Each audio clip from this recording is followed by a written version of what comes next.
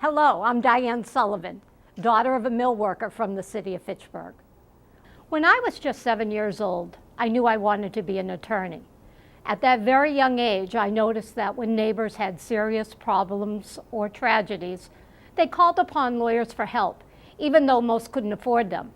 It seemed to me, even then, that lawyers were the advocates, the leaders, and the defenders of many of those in the community who were poor or struggling to provide for their families. I remember thinking then that I needed to become a lawyer to help out people like my mother and father, both of whom were denied educational opportunity and the power that goes with it. After I graduated from Fitchburg High School, I went to work as a bank teller making $60 a week.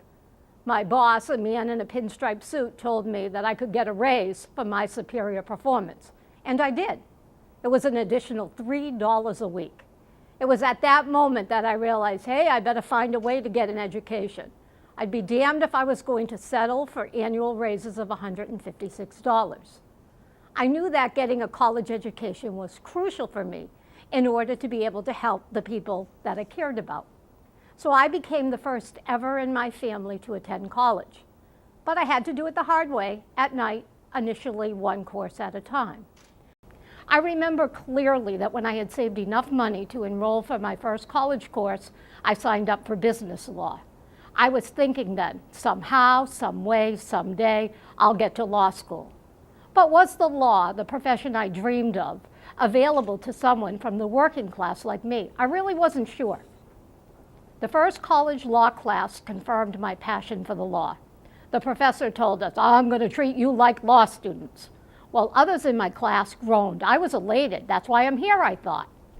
On my final examination, he wrote on my paper that I belonged in law school. Yeah, I muttered to myself, easier said than done. I still had 39 classes to go. But I saved my pennies literally in a jar, and I continued to take one course at a time because that was all that I could afford. Eventually, as my income rose, I was able to take more classes until I was on a schedule of 4 night courses a semester. It took me nearly a decade to receive my BS from Fitchburg State College. All the while, I remained focused on going to law school. Finally, in 1988, at age 32, when the Massachusetts School of Laws opened its doors, I applied. I was accepted, received my degree, and I passed the Massachusetts bar exam. I had fulfilled my dream, which often seemed impossible. I had become an attorney. Today I am the Assistant Dean and Professor of Law at MSL.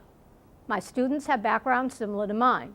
Many of them are also the first in their families to go to college and then to law school and have had to work while going to school, but they have persevered because they want to live a more fulfilling life and to be in control of their own destiny. Their commitment inspires me to do what I do. And despite a very serious illness, there's nothing I'd rather be doing. I was given a tremendous opportunity, and it changed my life. Now I get to pay it forward. I am passionate about teaching and watching students' minds catch fire. I am also passionate about animals, especially dogs, and yes, even my monster rescued dog, Apollo. Besides teaching traditional courses, I teach animal law, and I oversee our extensive animal law initiative. We run a charity to assist indigent pet owners with medical expenses for a beloved pet. We get to save hundreds of animals from being euthanized each year. How rewarding is that? I have a coffee mug on my desk that says, I work hard so my dog can have a better life. And you know what? There's a little bit of truth in that. My family, my dog, and I hope my law students are beneficiaries of my love of teaching. In the end, this is why I do what I do. Thank you.